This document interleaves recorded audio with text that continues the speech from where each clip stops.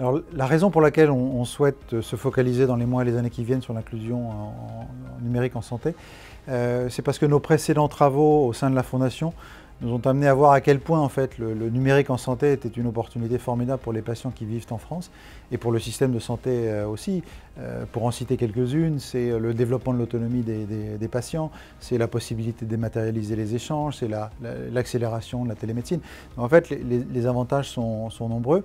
Il y a un point de vigilance cependant qui concerne en fait, les populations visées, puisqu'on sait, et c'est un des résultats de l'Observatoire, qu'une partie non négligeable en fait, de personnes vivantes en France n'ont pas de compétences numériques en tant que telles. On l'a même chiffré, c'est à peu près 17%, ce qui est important. Et donc, il nous a semblé que cette question de l'inclusion des compétences numériques était vraiment un sujet qui était préalable aux promesses dont je viens de parler sur le numérique en santé. Et donc, il fallait en faire le cœur de notre action au sein de la Fondation. C'est la raison pour laquelle on a choisi ça comme étant vraiment un axe central dans les mois qui viennent.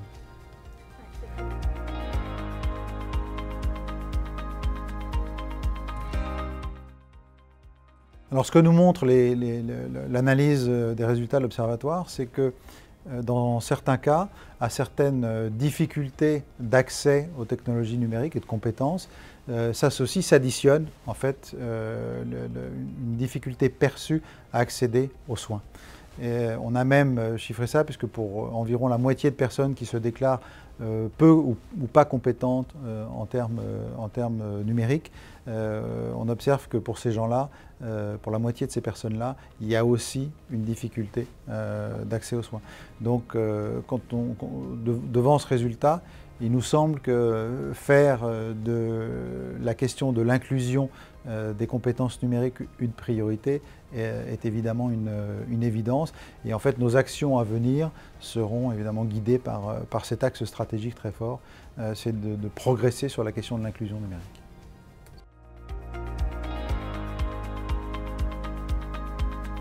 Alors, de manière cohérente avec cet axe stratégique et de faire progresser ou réduire ou améliorer l'inclusion numérique en santé, on a orienté nos activités de partenariat et de mécénat exclusivement sur cet axe-là, ou principalement sur cet axe. Et notamment, on a travaillé avec 21, qui est l'accélérateur d'innovation sociale de la Croix-Rouge, avec notamment un appel à projet. 2 lauréats ont émergé. Le premier, c'est le projet Granny Geek, qui va s'intéresser en fait à la question de la compétence numérique en santé de nos seniors.